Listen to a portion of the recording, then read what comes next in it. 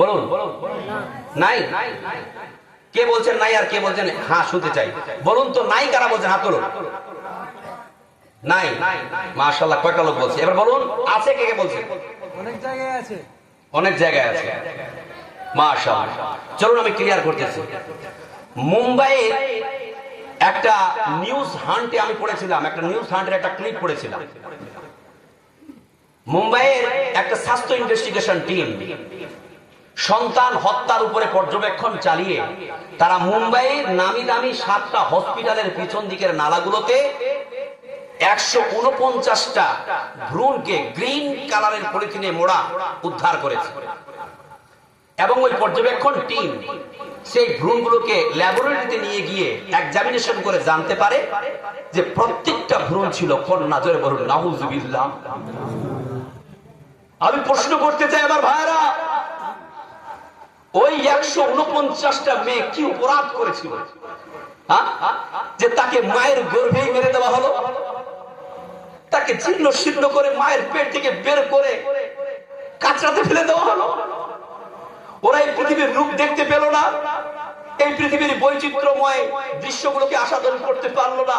কোন অপরাধের কারণে, কিসের কারণে? কারো কাছে কোনো জবাব আছে? তাহলে কেন? তাহলে কেন? ওরা মেয়ে বলে অপরাধ? ওরা কন্যা বলে কি অপরাধ? তাহলে কেন মনটা ঘটনা? দেখুন আমার প্রিয় ভাইরা, আপনি অবাক হয়ে যাবেন, আমি আপনাকে তথ্য দিচ্ছি। জামানা জাহেলিয়াতে ইউএসজি আল্ট্রাসোনোগ্রাফি ছিল? পেটের ছবি ছিল? ছিল না। তাই তারা জানতে পারতো না গর্ভের সন্তানটা ছেলে না মেয়ে। জন্মের অপেক্ষা করত। জন্মের পর যখন জানতে পারতো এটা তো মেয়ে, তখন তারা কোনো কৌশলে মেরে দিত। কিন্তু এখন বিজ্ঞান আপডেট হয়েছে, বিজ্ঞান ডেভেলপ করেছে। এখন কিন্তু আর জন্মের অপেক্ষা করতে হয় না, গর্ভের মধ্যেই জানতে পারা যায় যে গর্ভের সন্তানটা ছেলে না মেয়ে, তাই না? এখন আপনার ঘরে 2টো মেয়ে পরপর চলে এসেছে, 3টা মেয়ে আপনার ঘরে চলে এসেছে। এবার আপনি বাচ্চা নিয়েছেন ছেলের আশায়। এবার মনে মনে ভাবছেন আল্লাহ এটা যদি মেয়ে হয়ে তাহলে করবোটা কি? বোঝা। ওই আগের কথা, মেয়েরা কি বোঝা? রহমত। কিন্তু আমরা কি মনে করতেছি? বোঝা। ডক্টর সাহেব পরীক্ষা করুন না, দেখতে পাচ্ছেন না আমাদের এই হসপিটাল আর নার্সিং এর বোর্ডে কি লেখা আছে? Fetal diagnosis is a punishable offence. এখানে ভ্রূণ নির্ণয় করা আইনত দণ্ডনীয় অপরাধ। আর আপনি আমাকে ভ্রূণ নির্ণয় করতে বলছেন? রাখুন। কত? 50,000 টাকা। ডক্টর সাহেব 50,000 টাকা রাখুন, কোন রকম করে পেটের ছবিটা করে আমাকে জানিয়ে দিন। আছে না নাই? আইন তো আইনের জায়গায়। অসংখ্য যদি না থাকে তাহলে ওই মুম্বাই নিউজ হান্ডের খবরটা কোথায় গেল? মুম্বাইয়ের হসপিটালের ওই দেওয়ালটিতে লেখা নাই fetal diagnosis is a punishable offence, লেখা আছে না নাই? তাহলে ওরা কি করে জানতে পারলো যে গর্ভের সন্তানটা মেয়ে? আর যদি জানতেই না পারলো, যদি এমনিতেও হত্যা করে থাকে, তার টোটালটা মেয়ে হলো কেন? কেন এমাজিন? ভাবুন। আসলে এটা প্ল্যান করে করা হয়েছে, এটা গ্যামিং করে করা হয়েছে। আদৌ আল্লাহর জমিনে এমন কিছু হতভাগা গার্জিয়ান আছে, এমন কিছু হতভাগা পিতা মাতা আছে যারা মেয়েকে বোঝা মনে করে ওই মেয়েটাকে গর্ভের সন্তান থেকে নষ্ট করে, গর্ভ থেকে নষ্ট করে দেয়। আমি বলবো আমার প্রিয় ভাইরা, আমার মা বোনেরা, আমার বাপসিরা, যদি আপনার ঘরে 1000টাও কন্যা চলে আসে, তারপরে যদি কোনো গর্ভে আপনার সন্তান আসে, আপনি খবরদার আপনার সন্তানকে নষ্ট হতে দেবেন না। কারণ মনে রাখবেন, এক পর্যায়ে আপনার সন্তানটা গর্ভে গিয়ে প্রাণ পেয়ে যায়, জীবন পেয়ে যায়, রূহ পেয়ে যায়। তারপরে যদি ওই সন্তানটাকে আপনি হত্যা করে দেন, তাহলে মনে রাখবেন এই পৃথিবীতে একজন মানুষকে হত্যা করার সমপরিমাণ গুনাহ আপনার হয়ে যাবে। এবার আপনি যদি একটা সন্তানকে হত্যা করে দেন, একটা মানুষকে হত্যা করে দেন, কত পাপ! চলুন আল্লাহ পাক কি বলছে। রব্বুল আলামিন বলেন, যদি পৃথিবীর কোন মানুষ কোন মানুষের জীবন বাঁচায়, তাহলে সে যেন পুরো মানব জাতিটাকে বাঁচালো। পৃথিবীর কোন মানুষ যদি কোন মানুষের জীবন নাই, তাহলে সে যেন পুরো মানব জাতিটাকে ধ্বংস করে দিল। জোরে বলুন নাউজুবিল্লাহ। তার মানে আমার প্রিয় ভাইরা, আপনারা যদি আপনার গর্ভের সন্তানকে নষ্ট করেন, আমার মা, আমার বোন, আমি আপনাকে অনুরোধ করে বলি, আপনার গর্ভে যদি সন্তান চলে আসে আর আপনার স্বামী যদি আপনাকে নষ্ট করার জন্য ফোর্স করে, আপনি বলবেন আমার গর্ভ, আমার সন্তান, আমি জন্ম দেব, তুমি দেখো কি করে ঠেকাতে পারো। স্বামীর কথা মানবেন না। আমি জন্ম দেব, আমি আমার মেয়েকে জন্ম দেব। যদি এটাও হয় আমার মেয়েকে জন্ম দিতে গিয়ে আমি নিজে নিভে যাব, আমি আমার মেয়েকে পৃথিবীর রূপ দেখাতে গিয়ে নিজে নিভে যাব, তবু আমি আমার মেয়েকে পৃথিবীর রূপ দেখাবো। জোরে বলুন সুবহানাল্লাহ। এরকম টেন্ডেন্সি রাখবেন আমার মায়েরা, নইলে পৃথিবীতে সমস্ত মানুষকে হত্যা করা যত পাপ হবে, যত গুনাহ হবে, কত পরিমাণ গুনাহ আল্লাহ তাআলা আপনার আমলনামায় ঢুকিয়ে দিবে। জোরে বলুন নাউযুবিল্লাহ। নাউযুবিল্লাহ। আরেকটা বলি, মা বোনদের ব্যাপারে বলতেছি। আমাদের সমাজে দেখতে পাওয়া যায়, যখন আমাদের মা বোনেরা বারবার কন্যা সন্তানের জন্ম দেয়, মা বোনেরা যখন বারবার কন্যা সন্তানের জন্ম দেয়, তখন কি হয়, তাকে শ্বশুর শাশুড়ির কাছ থেকে লাঞ্ছনার শিকার হতে হয়, হয় না? ভৎসনার শিকার হতে হয়। তখন দেখা গেল তার শাশুড়ি মা তার ছেলেকে বলে, ও আটকুড়া, তোকে বললাম এই মেয়েটাকে বিয়ে করিস না, মনে হচ্ছে পেটে খালি মেয়েরে খাজানা ঢুকা আছে, একের পরে একালে মেয়ে বাইরে আছে, বাড়িতে আছে, ছেলেই তো নাই। আরে বৌমা, আরে শাশুড়ি মা, তোমার বৌমা যে বারবার কন্যা সন্তানের জন্ম দেওয়ার জন্য কি তোমরা বৌমা দায়ী নাকি? তুমি কোরআন জানো না, হাদিস জানো না, সায়েন্স জানো না, বিজ্ঞান জানো না, আর ফালতামো তুমি করতে শুরু করেছো। চ্যালেঞ্জ করলাম, এখানে যে সমস্ত শিক্ষিত মহলের মানুষরা বসে আছেন, চ্যালেঞ্জ করুন, একটা মেয়ে যখন বারবার কন্যা সন্তানের জন্ম দেয়, কেবলমাত্র সে দায়ী, বৈজ্ঞানিক ভাবে যদি আপনি প্রমাণ করতে পারেন, আমি এখনই স্টেজ থেকে নেমে যাব। আসুন, কেন নিওয়ান টেল মি, আছেন কেউ? তাহলে বিজ্ঞান যদি এ কথা না বলে যে একটা মা যখন বারবার কন্যা সন্তানের জন্ম দেয় তার জন্য সে দায়ী, তাহলে আপনি তাকে দায়ী কেন বলে মনে করতেছেন? কেন তার সঙ্গে খারাপ আচরণ করেন? তাকে কেন গালি দেন? তাকে কেন ভর্ৎসনা করেন? তার সঙ্গে কেন খারাপ ব্যবহার শুরু করে দেন?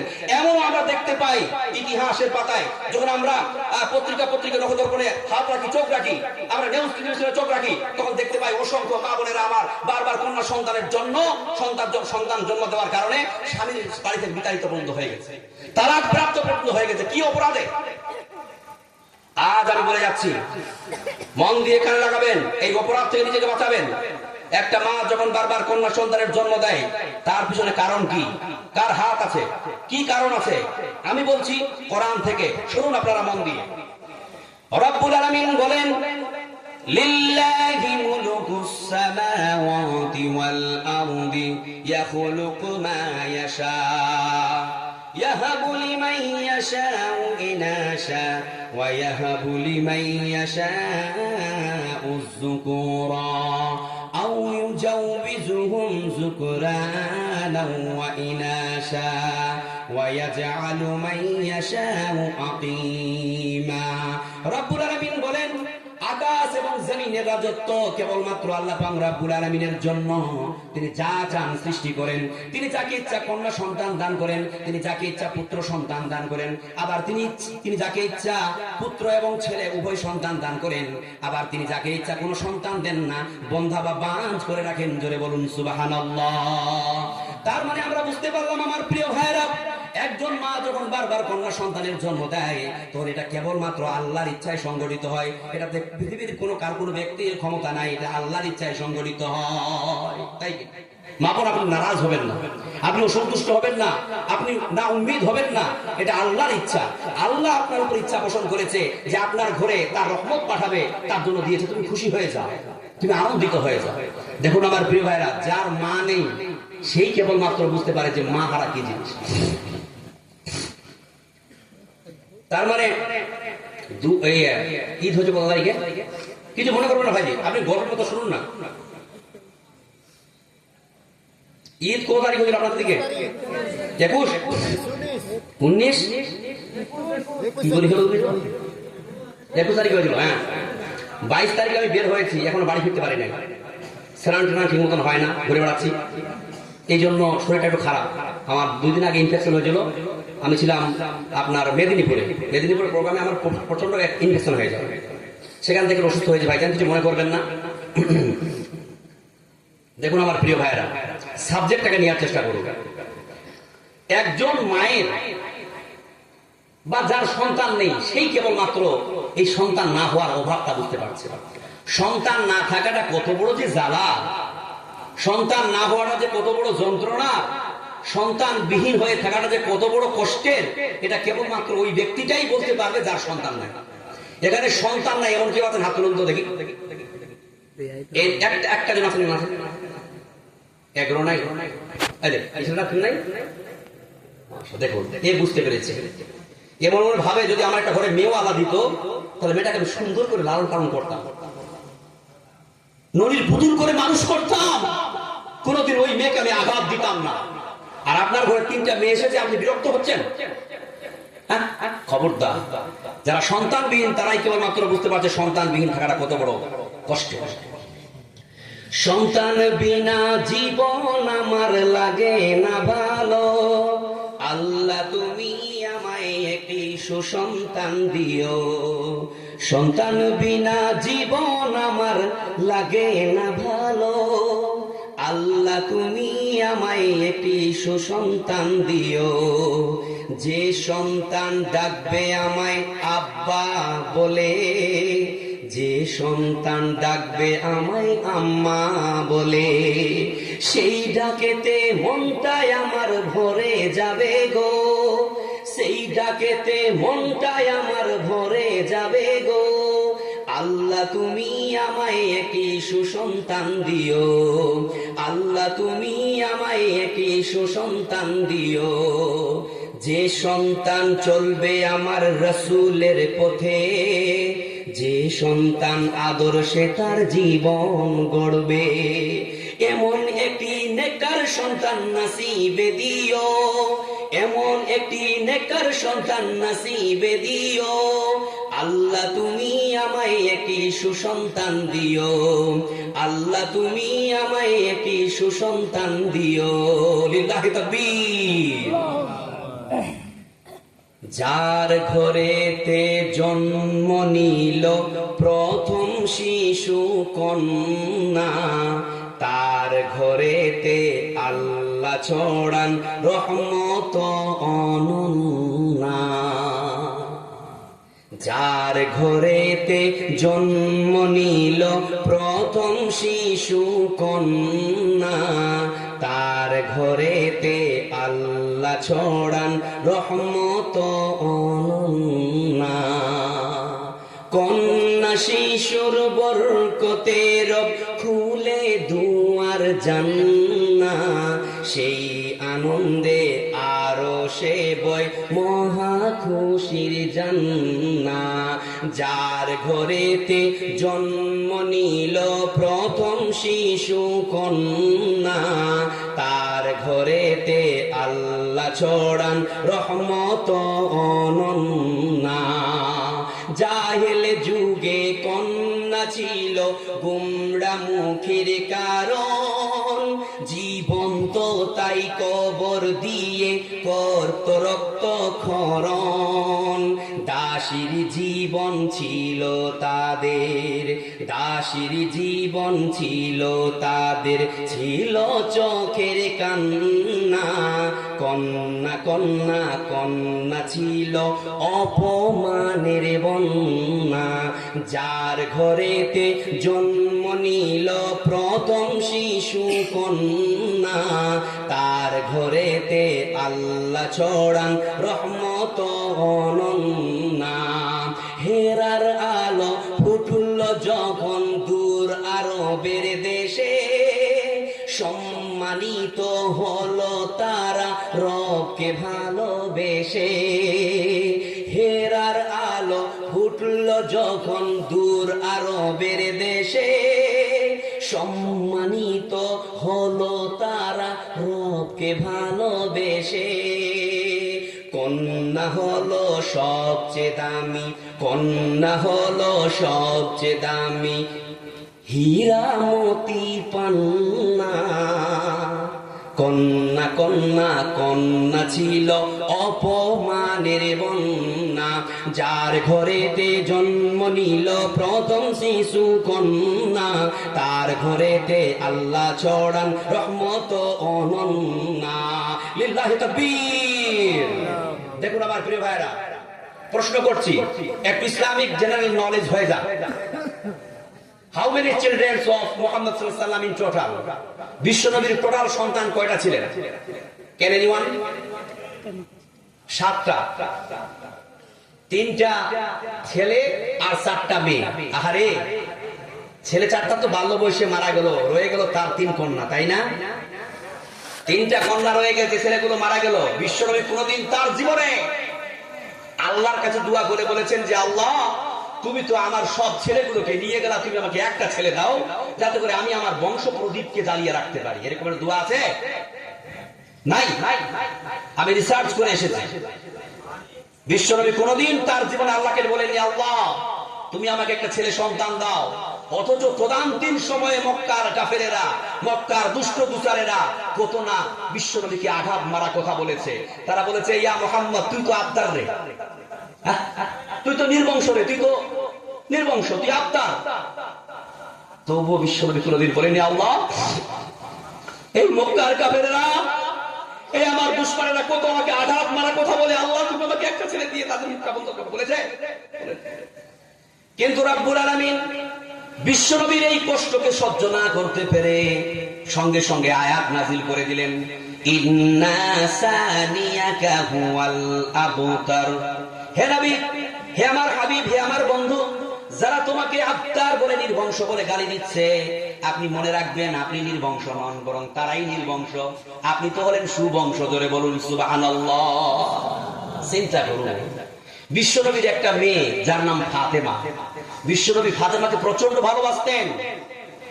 ফাতেমা হলো জান্নাতে মহিলাদের সর্দারনী।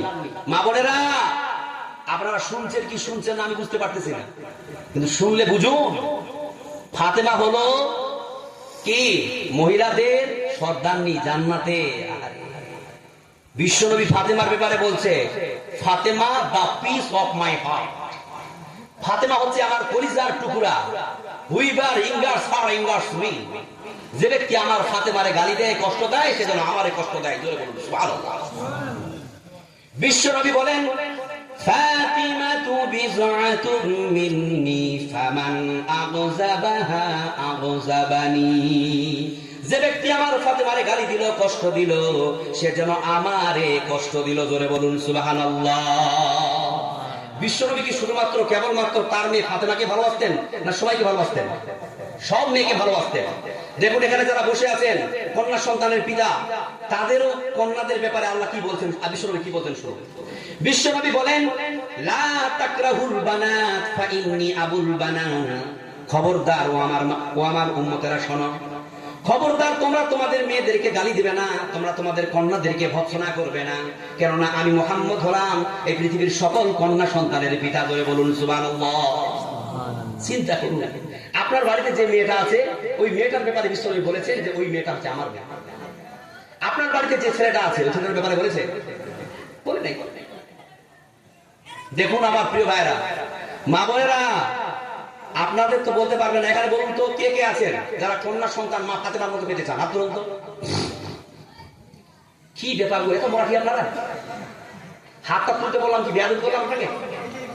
কে কে কন্যা সন্তানের হাত তুলুন না। মানে জ্বালা দিয়ে দেওয়ার না, কেউ চায় না। ঠিক আছে, থামেন। আমার মা বাবা ঠিক চাইছে, ওরা মেয়ে তোরা ঠিক চাইছে, তোমরা চাইবে না আমি জানি।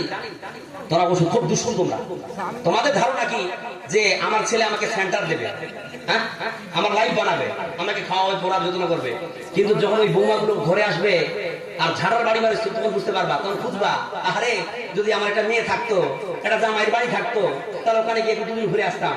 কিন্তু বউদের জ্বালা আর সহ্য করা যায় না, এক বউ লাভ মারে তো আরেক দোকানে যায়, আবার 10 দিন যেতে না যেতে আরেক লাভ মেরে যায়। সেই দিন বুঝতে পারবা ছেলেকে নিয়ে উন্মাদ রাখো, মেয়েদের প্রতি টান নাই, সেই দিন বুঝতে পারবে। অনেক নদী আছে যা 3-3টা ছেলে, কোনো মেয়ে নেই, 3-3টা ছেলের বউর হাতে ঝাড়া খাচ্ছে, আছে না নাই? জি, তাহলে কেন? দেখুন আমার মায়েরা, আপনারা তো চাইবেন না, আমার সাথে বলুন, যদি ফাতেমার মতো জান্নাতি মেয়ে চান তাহলে খাদিজার মতো নিজেকে গড়ে তুলুন। মা বোনেরা, আপনাদেরকেও একটু সতর্ক, হুঁশিয়ার, সাবধান করা আমার দরকার আছে। আপনি ফাতেমার মতো সন্তান চান আর টিভির ঘরে বসে 24 ঘন্টা আপনি সিরিয়াল দেখছেন, সিনেমা দেখছেন, বিভিন্ন ধরনের মোবাইলে আপনি রিলস দেখছেন, খারাপ খারাপ অশালীন ছবি দেখতেছেন, 24 ঘন্টা আপনি আপনার ইউটিউব ফেসবুকে মত্ত, আপনার আচার ব্যবহার কৃষ্টি কালচার কিছুই ভালো না, আপনার মাথায় কাপড় নাই, বুকে উড়না নাই, বেপরতার সঙ্গে ঘোরাফেরা করতেছে, আর আপনার মেয়েটার যদি একটু উন্নাটা ঢিল হয়ে আছে, স্কুলে যাচ্ছি বেটি উন্নাটা ঠিক করে পড়। আরে মা, তুই তোর উন্না আগে ঠিক কর, তারপর তুই তোর মায়ের উন্নাটা ঠিক করে দিস। মনে রাখবেন, আপনার চরিত্র আপনার মেয়ের কাছে গিয়ে পৌঁছাবে। আপনি যদি নিজেকে খাদিজার মতো করে গড়ে তুলতে পারেন তাহলে আপনি ফাতেমার মতো কন্যা সন্তানের আশা করবেন। আপনি নিজের জীবনটাকে খাদিজার মতো করে তুলতে পারছেন না, আসিয়ার মতো করে তুলছেন, কোন ছেলে পেলে টান মারছেন না, হ্যাঁ, আর বলছেন আমার মেয়ে যেন সুন্দরী, সুশীলা এবং পবিত্রা শিলা, হ্যাঁ, সতী সাবিত্রা, এরকম যেন আমার মেয়ে হয়। হবে হবে না। আগে কি করতে হবে? নিজে আপনাকে সতী সাবিত্রী হতে হবে। খাদিজার মতো যদি জীবন গড়ো, মা ফাতেমার মতো পাবে সন্তান। খাদিজার মতো যদি জীবন গড়ো, মা ফাতেমার মতো পাবে সন্তান। তোমার জীবন হবে আনন্দময়, তোমার জীবন হবে আনন্দময়। আয়েশার মতো হও আদর্শবান, খাদিজার মতো যদি জীবন গড়ো, প্রিয় ফাতেমার মতো পাবে সন্তান। লিল্লাহি তাকবীর। দেখুন আল্লাহ তাআলা কি বলছেন। আপনারা বলি হচ্ছে না তো?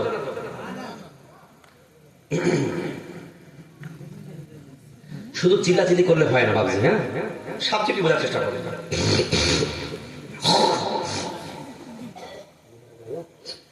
দেখুন আমার প্রিয় ভাইরা আমার, বিশ্বনবী কি বলছেন একটি হাদিসের মধ্যে, মন দিয়ে শুনবেন। বিশ্বনবী বলেন, যখন কোন ঘরে কন্যা সন্তানের জন্ম হয় তখন সেই ঘরে আল্লাহর পক্ষ থেকে একজন রহমতের ফারিস্তা আসে।